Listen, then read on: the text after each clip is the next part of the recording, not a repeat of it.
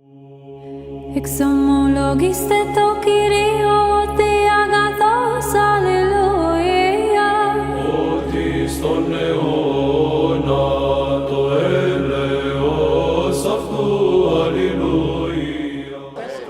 questions, ladies and gentlemen, on the topic? Any questions? Go on, Steve. Oh, Steve!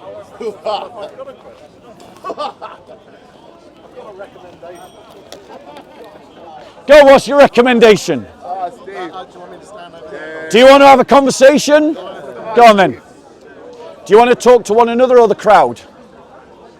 One another. All right. You'll have to move in then. So my advice to you, if you want the sort of future that you want in this country, Yep. when it comes to politics, when it comes to the elections, and we've got a whole load of elections coming up this Thursday across London and lots of other areas in the country, your best bet by a long, long, long, long way for this country to be happy about and to respect its Christian heritage. There's only one party that will do that. Now, can I just say, they may not be perfect in your view. They may not do everything that you would like them to do. But my goodness, they're going to take this country a lot closer to the ideals that you look for than any of the other mainstream parties, than any other of the parties that have any chance of winning. So, ladies and gentlemen, in terms of who Christians should vote for, I would absolutely agree, ladies and gentlemen, that I would agree with you, Steve, that to stop Green and Labour and these other kinds of parties with their alt-left ideology, Christians and everyone else should use Reform to block all these other parties if they can. If they are the strongest horse at the next coming general election, and certainly at the upcoming local elections. But as a Christian, what I want to see is not tokenism. And the Reform. Let me finish. Tokenism is things like, the Reform Party saying that they're going to pass a law that says we're going to stop churches being turned into other places of worship. What I want from Reform, if they want my vote, I want them to give me real Christian policies for real Christian politics. Like, and I'll give you 3 examples. 1, a ramp out from abortion, a way out from the abortion industry and the abortion genocide. 2, a commitment to defend Christians around the world who are being persecuted for their faith. 3, the emphasis on the family as defined by the Christian faith of a mother and a father, and making that the basic block of society over the individual. Okay, can I respond? Yeah, go on. And I'll respond to those 3 points in reverse order, if I may. Firstly, the strapline for Reform UK is country, community and family. And I think Reform recognises that the ideal structure for that is a mother and a father raising children. So I think on that point, I don't believe Reform is in any way different to what you're looking for.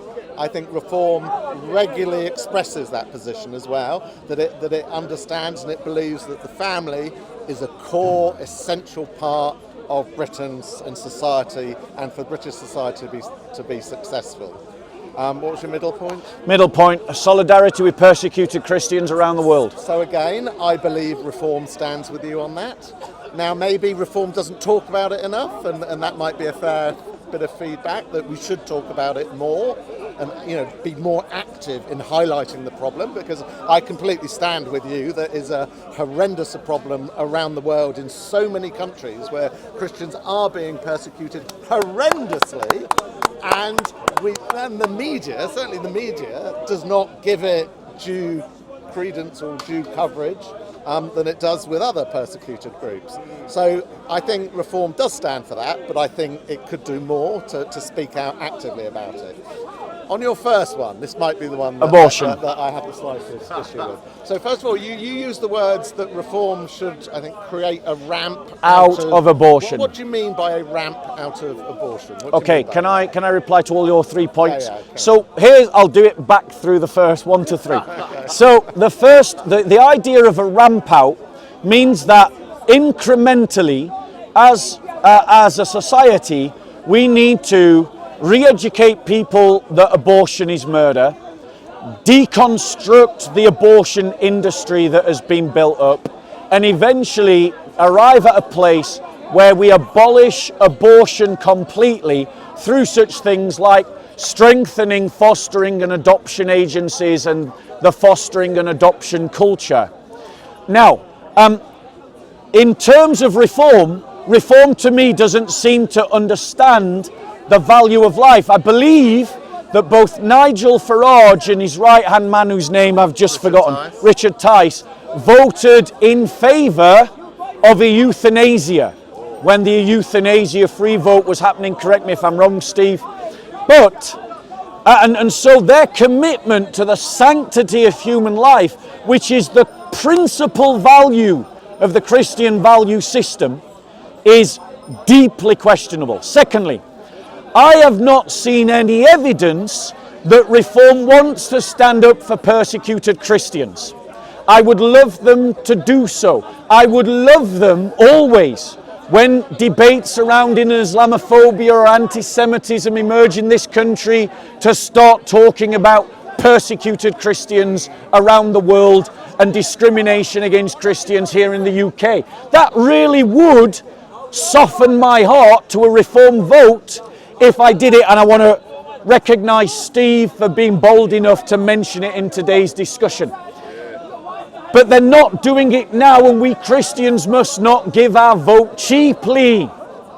And the third point about the idea of the family, it's evident to me that Reform believes that the individual, as framed within classical liberalism, is the foundation stone of a liberal society.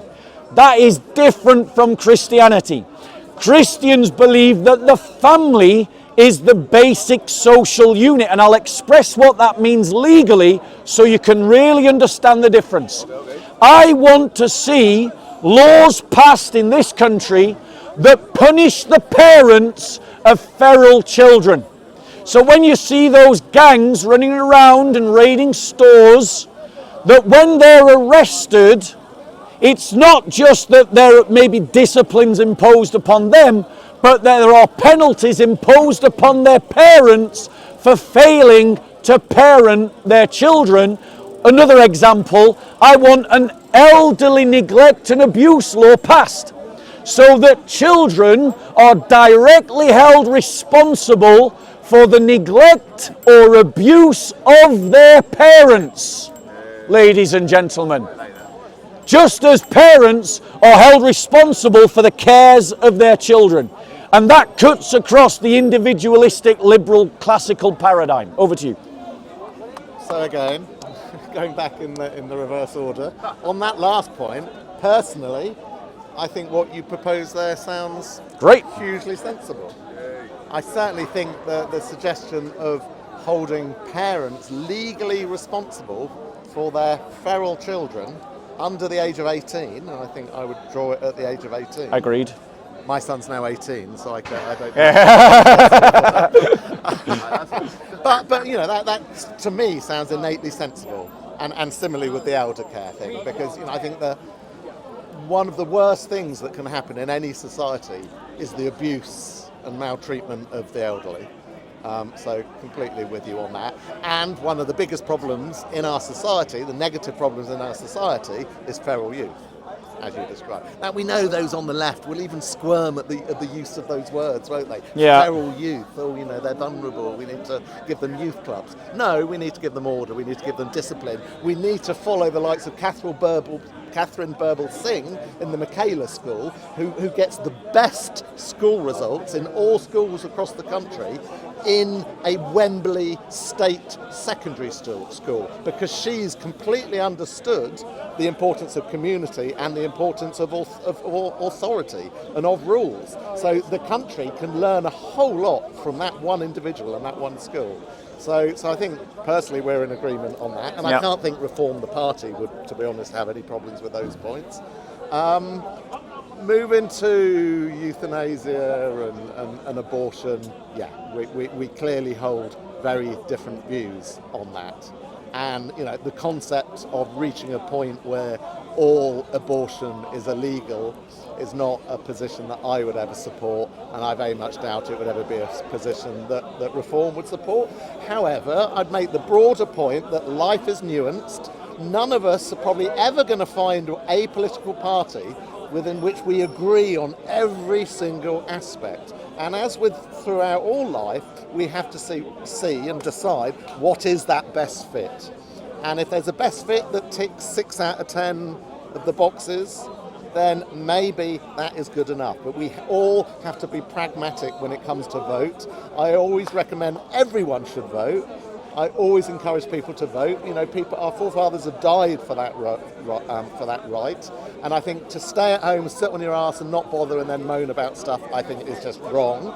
So I think we should encourage people to vote. I always say, don't vote, whether you support Reform or not, stop voting Labour, stop voting Conservative, because neither of those represent the groups that they were created to represent. Neither of those stand for anything today. I challenge anyone here to tell me what the current Labour Party stands for, what the current Conservative Party stands for. So stop voting for those legacy parties and find another party, be it Reform, be it another party, a small party, that you think best matches what you believe in. Okay, so here's why I would caution people voting Reform. The Reform Party is starting to look like it is a recycled version of the Conservative Party. And so for that reason, I don't want Thatcherite politics 2.0. And that is what Reform looks like to me, is that it's offering to us as a society. But there is a pragmatism to voting Reform at this next election, certainly the local one, and maybe, at the next general election. Now, Steve might remember I used to be a big advocate for the Christian People's Alliance here at Speaker's Corner. I've kind of given up on the Christian People's Alliance. Their leader, Sid Cordell, is useless, and they need new leadership with fresh vision and fresh ideas who can cut through to even Christians. But come the next general election, there is a possibility of having an alternative to Reform, and that is Restore under Rupert Lowe. Rupert Lowe is the Trump of the United Kingdom. And I think, ladies and gentlemen, that if Restore is in a position to fight the entire every seat constituency across the whole UK, then we should swap our support from Reform to Restore. At this local election, we should give our vote to Reform as a way of blocking Labour and the Greens. If Restore is not in a position to fight every seat at the next general election, then we start to use tactical voting to create a mixed parliament, a mixed majority of Restore and Reform MPs. And I would encourage Christians, guided by the narratives of Christian nationalism, to enter Reform in the Christians for Reform movement and enter Restore with a Christians for Restore movement that I'm hoping to set up with others, and to use that organisation within the parties to try and get as much Christian law into the manifestos as possible. Okay, so as Bob just correctly identified, there is a Christians for Reform group, entity. Why do you not join that? Why do you not join that and influence from within Reform? And the next general election, well, it may be arriving much quicker after Thursday the 7th of May, but at most it's going to be 2 or 3 years' time. I frankly think the concept that, whatever you think about their policies and their leader, etc., the concept that Restore are going to be in a position to stand candidates in every single parliamentary constituency for the general election, I think is for the birds. It's just not going to happen. But also, why would anyone want it to happen?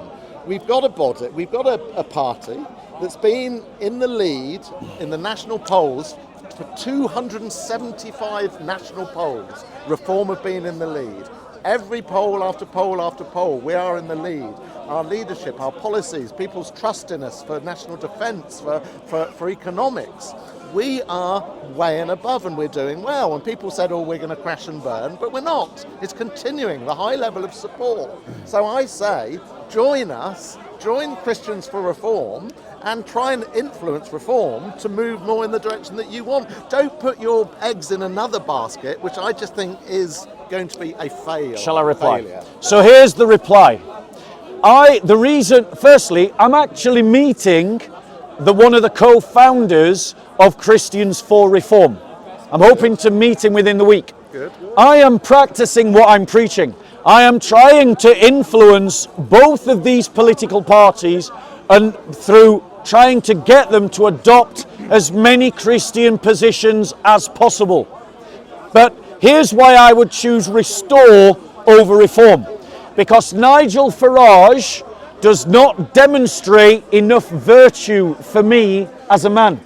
He is someone who has regularly backstabbed people in his political career. He's done it numerous times to numerous people. Whereas Rupert Lowe has been a man of principle, whether I agree with his principles or not. Have you looked into his past? He has been a man of principle in his politics and the things that he stood for, even under great pressure. And I would say that Rupert Lowe is willing to be radical, whereas Nigel Farage has demonstrated a willingness to flip-flop. But I want to say to Christians in Reform and to Christians in Restore that your job is not to recruit Christians to the political party. Your job is to make those political parties represent Christian discipleship in law, and if they stand for Christian values and beliefs, Christians will flock to those parties anyway. So don't make yourselves the puppet of the party. Make yourselves the Christian insurgency within the parties, and then whichever one succeeds in becoming more Christian, that should be the party that we Christians vote for. And at the moment, my vote is up for grabs.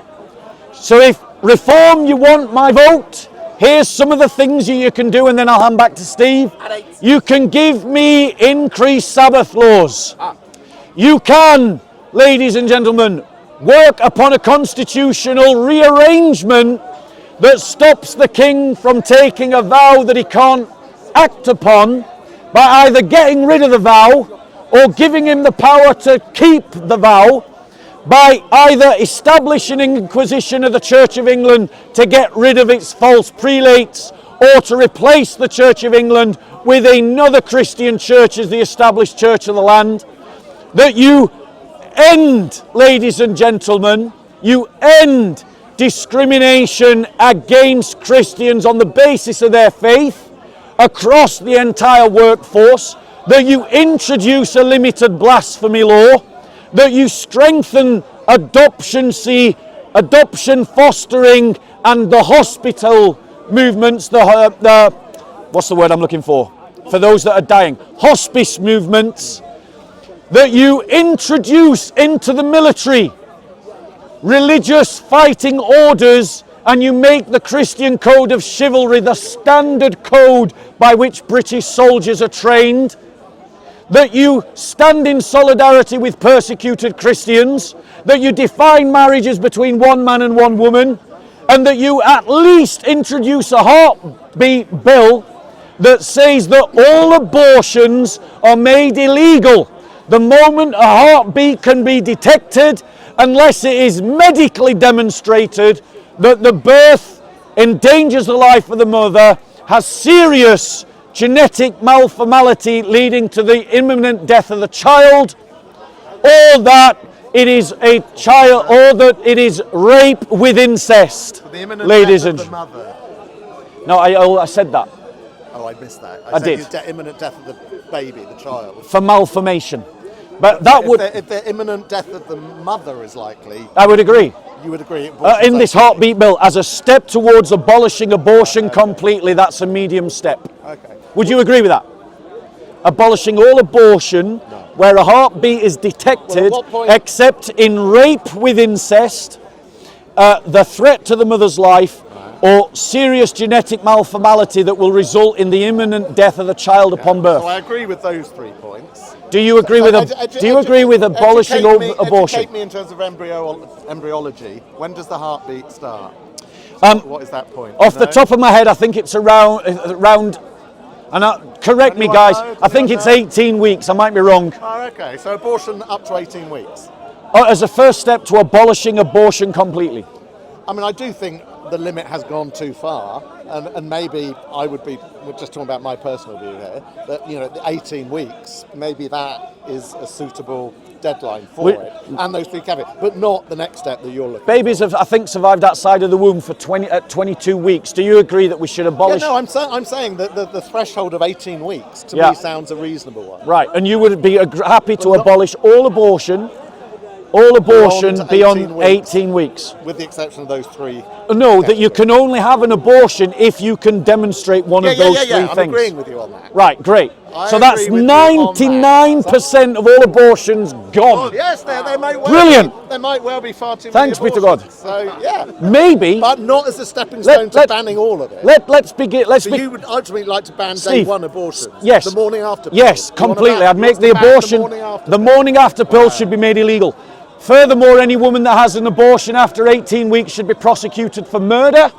And furthermore, any doctor today who has carried out an abortion after the demonstrable viable birth point of a baby should be post hoc, i.e. retrospectively, prosecuted for murder. Prior to the law changing. Prior to the law changing. Why, ladies and gentlemen? Why? Here's why. Here's why, Steve. Here's why. Steve, here's why. Here's why. Here's why. Here's why. You go a bit nonsensical. No, here's why. Because it is demonstrable that we are killing children that could survive, right, outside of the womb, and at the Nuremberg trials, when they prosecuted the Nazis, they said to the Nazis, just because it was legal in Nazi Germany to kill Jews did not mean you had a legal defense for killing Jews. You should have known better. And doctors that are murdering children past the point that they could viably survive out of the womb are committing murder, and they should be prosecuted for murder. Would you go? How far back would you go? Every doctor, 100 years ago? Every doctor still alive who has committed an abortion past the viable point that an embryo could have survived should be prosecuted for murder. Let me have a chunk now. This is where you go from sounding reasonable to sounding crazy. How is it crazy? I'm sorry, because no law do you say, and if you committed the law 100 years before the law changed, you're going to be convicted. And making this Nazi Hitler comparison, I think, is ridiculous. You sound unreasonable when you make that point. Let me continue for a bit. Yeah. Let's have a chat. I said. Yeah, I shouldn't have used that word. Thank you. I think I can agree. I personally could agree on the 18-week point and on the other 3 exceptions. I could agree with you that. And I said, but I wouldn't go your next stage of banning them all. But you not only did you go to that next stage, you went even further. Absolutely. Post hoc. But anyway, let's move on. Bro, let's move on from that. Because I like to find points that we can agree on and not just focus on points we disagree on.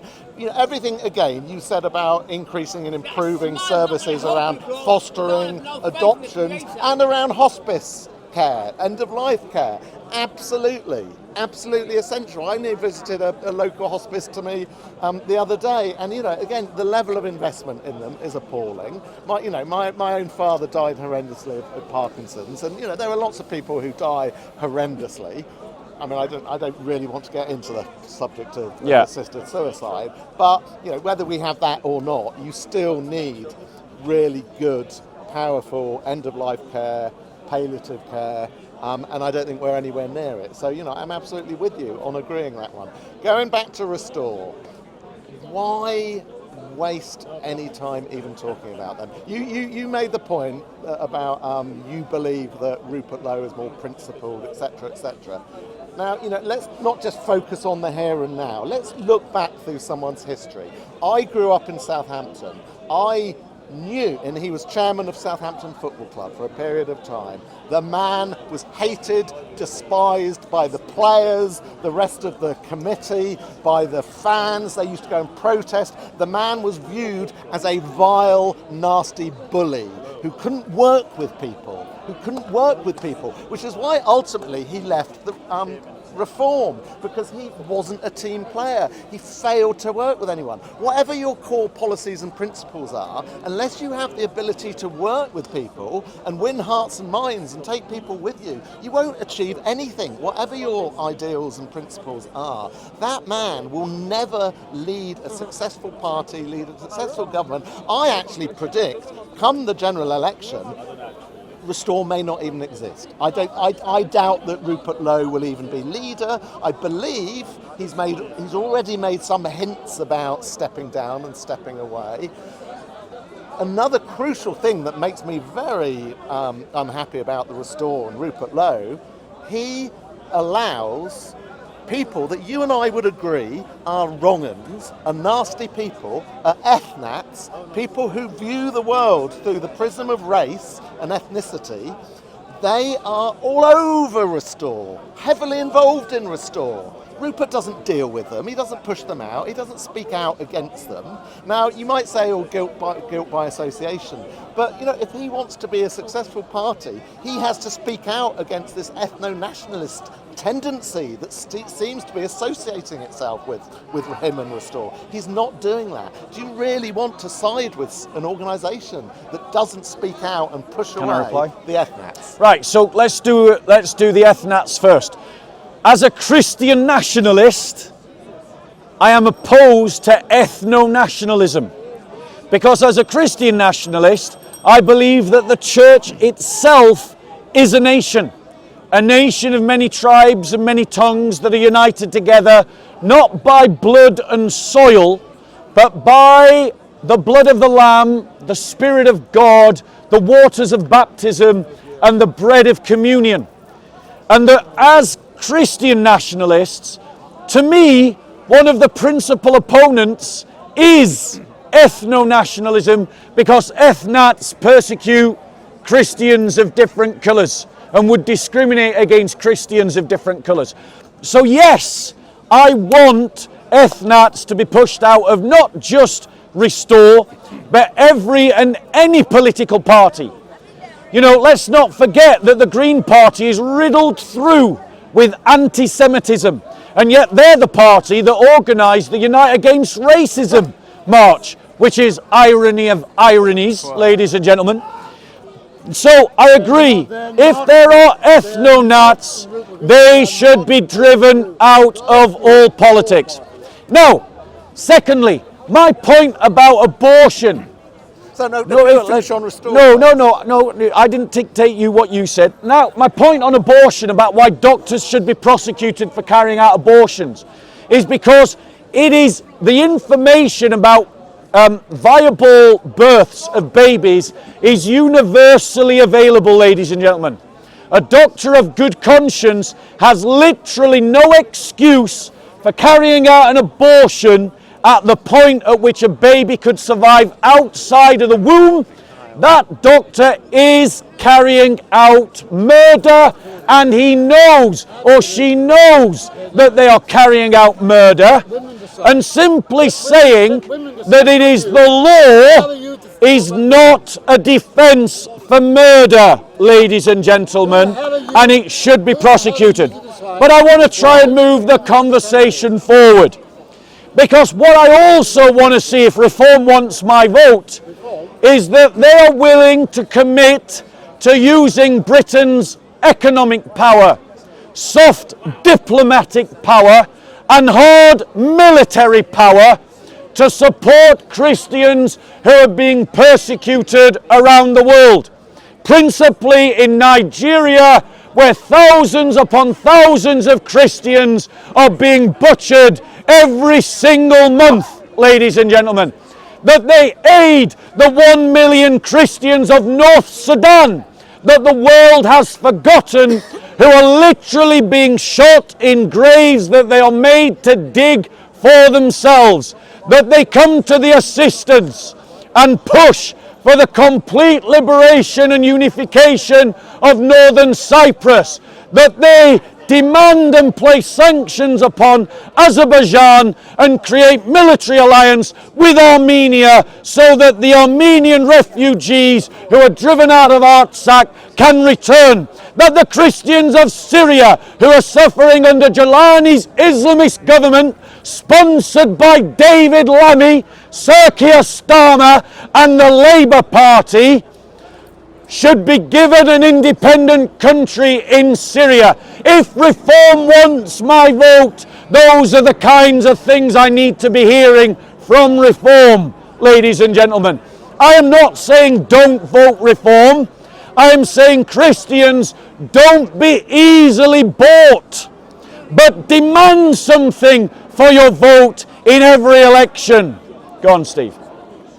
I don't know if there's much more to say. Shall we stop? Closing statements. Closing statements. I think, I might be wrong in this, you would agree with me that Reform should be, in first case, concentrating on this country.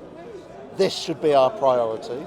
The laws, what's happening here, the vulnerable, the economics, etc. That should be our first cause that we focus on. So I think that's an agreement. Yeah. However, I agree with you that I think that there needs to be some redress of balance between the conflicts that we use, as you say, our soft power, our influence, our diplomacy, as well as potentially our military around the world, because that, I agree with you, it doesn't necessarily seem to be fairly targeted at the moment. And as you say, that can be soft power, economic power as well, both two probably the most important forces. The only ones Britain can wield at the moment. Our military is on its knees. Because our military has just been absolutely decimated by the Conservatives and by the Labour Party. Yeah, amen. True. Which is one of the most shocking, one of the many shocking things that the state of this country that we've ended up in. I think my final statement is what I said before. Join Reform, become a member, join the Christians for Reform if you're a Christian. Come inside and influence us and help guide us in the way that you think we should be guided. Okay, so I'll make my final comments and then we'll take questions from people that want to ask questions. So, ladies and gentlemen, I want to end on a point of agreement. I want us all to abandon the Labour Party and the Conservatives, and I want to also encourage you to abandon the liberal, we discriminate against Christian Democrat Party. Find the minority party that most represents you and go and vote for that party, because we need to break the uni-party's grip on our politics, ladies and gentlemen. And my final comment to Christians inside Reform and inside Christians for Reform and for Christians inside Restore and the future to be created Christians for Restore is this: don't be the tool of the party. Your job is not to recruit Christians to the party. If those parties truly represent Christians and our concerns, Christians will flock to the parties. Your job as Christians is to try and get as many Christian values and as many Christian laws established in the manifestos for the next election. That is what your job is. Give me 3 Christian laws. So, ladies and gentlemen, because you interrupted, I'm not going to take a question from you, but you held your hand up, you didn't interrupt. So what question do you want to ask? And who do you want to ask it to? To Steve. Reform. Yeah. So given that the World Economic Forum has cited Britain as the most vulnerable country to loss of jobs through AI, because Britain is a financial monoculture with all its eggs in one basket of financial services. And though that's the sector that's going to be most easily replaced by AI. Yep. Now the thing with reform is it seems to be locked onto the old Marxism versus Sam Smith versus Sam Adams versus Marx ideology, which are battles for the 19th century. We're headed into a technocratic superstate, yeah? Right. And reform, there's going to be a lot of jobs. I don't know if now is the right time to cut benefits on the people. I really don't. Okay, do you want to... Well, I think there's 3 points there. Firstly, your middle point about Marxism and where reform is. I think reform of all parties is a party that is moving and has moved beyond the world of left versus right. You know, we're made up of some people who are conservative, some people are Labour, many people who are nothing. But if you look at our whole basket of policies, some of those policies could be described as right-wing, some of them could be described as left-wing. So I think actually reform are the one party that are not doing what you claim to do. I think all the others are. But I think reform genuinely are not. And that's one point. On your point about AI, yes, you're absolutely right. We, if we want to continue to be an economically and socially successful country, we have to tackle and invest and research AI. But do you know the one big thing that will hold us back? And that's our power strategy. Because anyone who knows anything about AI knows the vast amount of power that AI requires. This country has not got a power strategy. You know, the lights are going to be going out. That is a real risk.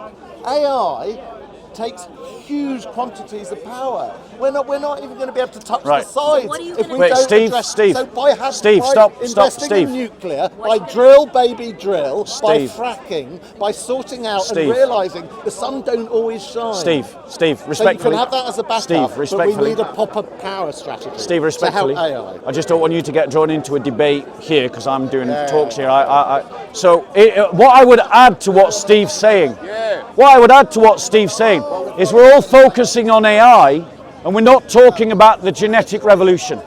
We're not talking about CRISP technology and the risks that that presents to the modification and the changing of the genome. We're also focused on AI. We're missing other things that are flying under the radar that we've got to get a handle on because we aren't having the conversation around CRISP technology. We're not having a conversation about human augmentation technology, which is emerging out of very good principled reasons of giving people their ability to walk back or their ability to see back, but will reach a certain point in the future that will begin to change our abilities, and we need to start having a conversation about that as well. Any other questions connected to this discussion? Any other questions? No. In that case, Steve, Thank pleasure. you very much. Always a pleasure. Always a pleasure. You look after. When are we having that drink? I know we must sort Here's it a out. gift. Oh, thank you very much. You look after yourself. Cheers, and you. All right. C.S. Lewis. Yeah, there you go.